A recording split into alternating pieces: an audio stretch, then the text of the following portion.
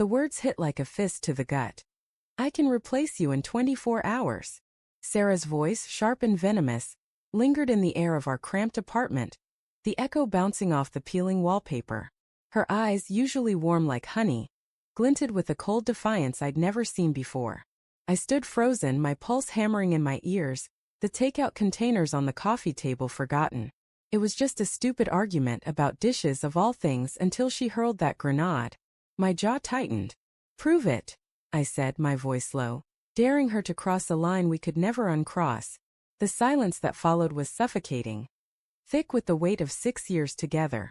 I wanted her to laugh it off, to say she didn't mean it, but she just stared, her lips curling into a smirk that didn't reach her eyes. Then she grabbed her phone, stormed into the bedroom and slammed the door. The sound rattled the cheap frame, a crack splitting the quiet like a warning shot. I sank onto the couch, my hands trembling, the faint smell of soy sauce and regret clinging to the air. What had I just unleashed? The next morning Sarah was gone before I woke. Her side of the bed was cold, the sheets barely wrinkled as if she'd hardly slept. A note on the fridge read, "Out. Don't wait up."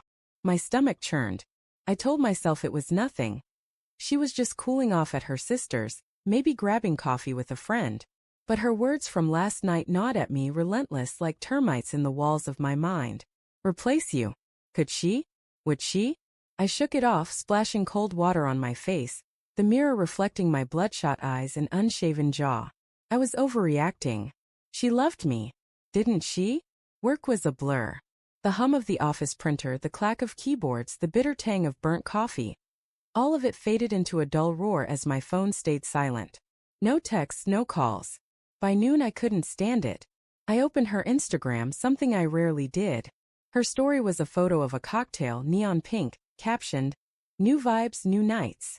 The bar's logo was unmistakable, Velvet Room, a sleek downtown spot we'd never been to together. My chest tightened. Was she alone? I scrolled through her followers, stopping at a name I didn't recognize at Jake Vanderscroom. A quick tap revealed a guy with a chiseled jaw, all smiles and tailored suits. His latest post, a mirror selfie at the same damn bar. My thumb hovered over the screen, my heart thudding. Coincidence, I told myself. Just a coincidence. That night I waited. The apartment felt too big, the ticking of the kitchen clock too loud. At 11 p.m. my phone buzzed. A text from Sarah. Staying out late. Don't worry. Don't worry. The words felt like a slap. I paced, the hardwood creaking under my bare feet, the city's distant hum seeping through the cracked window. I tried to picture her, laughing with friends, sipping that pink drink, her hair catching the bar's dim light. But my mind kept drifting to Jake, his smug grin, the way his profile screamed confidence. I poured a whiskey, the burn doing little to dull the ache in my chest. Sleep never came. By morning doubt had festered into dread. I called her but it went straight to voicemail. Her voice, bright and recorded, mocked me. "Hey, it's Sarah. Leave a message." I didn't. Instead, I drove to her office, a glass building that loomed like a monolith. The receptionist said she'd called in sick. Sick? My grip tightened on the steering wheel as I headed to her sister's place. The doorbell's chime echoed unanswered. Panic clawed at me now, sharp and relentless. Where was she? I shouldn't have done it, but I did. I logged into her email from my laptop, the password one she'd used for years, our anniversary date. The inbox loaded and there it was. A confirmation for a dinner reservation at La Bellevue, a restaurant we could never afford. 2 guests, 8 p.m. tonight. My breath caught. I scrolled further, finding a thread with Jake V. Short, flirty messages, a winking emoji, a mention of tonight being special. My vision blurred, the screen swimming. This wasn't happening. Not Sarah. Not us. The rest of the day was a haze of denial and rage. I told myself it could be innocent, a work thing, a misunderstanding. But the pieces fit too neatly, each one a shard in my heart. Her absence, the bar, the reservation, Jake. By evening I was outside La Bellevue, parked across the street, the engine idling like my thoughts. The restaurant glowed, all chandeliers and velvet curtains, a world apart from our thrift store furniture and takeout dinners. Then I saw her. Sarah stepped out of a cab, her red dress clinging to her like a secret. She laughed, her head tilting back, and there he was, Jake, in a suit that screamed money, his hand grazing her lower back. My stomach lurched. I wanted to scream, to storm over, to demand answers. But I just sat there, frozen, watching them disappear inside. Her smile brighter than it had been with me in months. The drive home was a blur of streetlights and self-loathing. I replayed every moment of our fight. Her words, my challenge. Prove it. God, what had I done? Had I pushed her to this? Or had she been slipping away all along, and I was too blind to see it?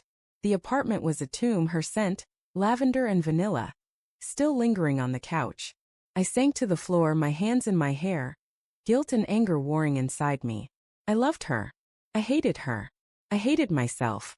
Hours later, the door clicked open. Sarah froze when she saw me, her mascara smudged, her dress slightly wrinkled.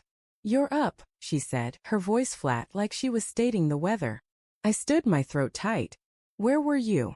The question came out softer than I meant, almost a plea. She sighed, dropping her purse on the counter. "Out. With a friend." Her eyes wouldn't meet mine. "Jake." The name tasted like ash. Her flinch was answer enough. "It's not what you think," she said, but her voice cracked, betraying her. "We just talked. Had dinner. That's all. Then why lie?" My voice rose, trembling. "Why the secrets, Sarah? Why him?" She looked away, her fingers twisting together. "Because you stopped seeing me," she whispered. "You stopped caring. I just wanted to feel wanted." Her words cut deeper than her betrayal. I saw it then. The late nights I'd spent working, the canceled plans, the way I'd brushed off her attempts to talk. Had I driven her to this? But no, she'd chosen this. She'd chosen him. "Get out," I said, my voice barely above a whisper. Her eyes widened, tears spilling over, but I couldn't look at her anymore. "You proved it, Sarah. You replaced me." She left without a word, the door closing softly like a final breath. I stood there, alone, the silence louder than her screams had ever been. In my pocket, my phone buzzed. A notification from her bank app, still logged in on my laptop. A charge for a hotel room booked for tonight.